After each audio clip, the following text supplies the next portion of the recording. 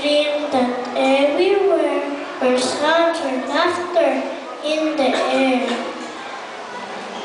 And in a grassy field saw that all the mermaids was born.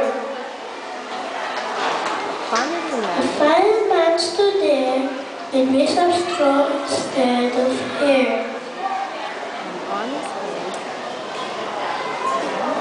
And on his head a battered hat with stick of marmalade, the cat. While Chocolate Humpy, the goat, was tossing a tattered coat, whose pocket had a hole so big that in it sat a baby pig. They giggled at his ragged nose and pointed carrot for a nose.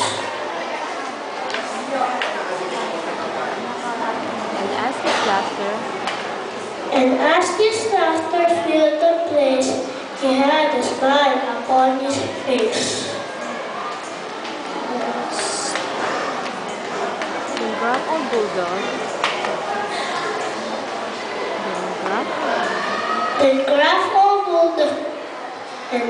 Then Gruffle Bulldog barked, "Who's he?" And Donkey Bread, "Well, don't ask me."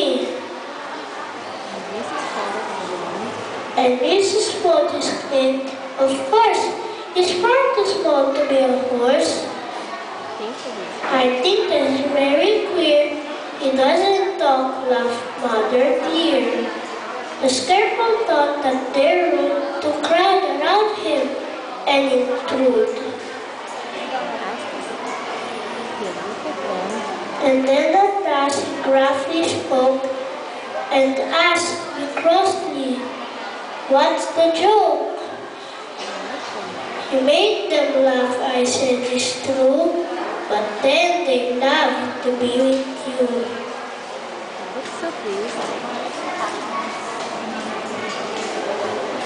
He looked so pleased and gave a smile.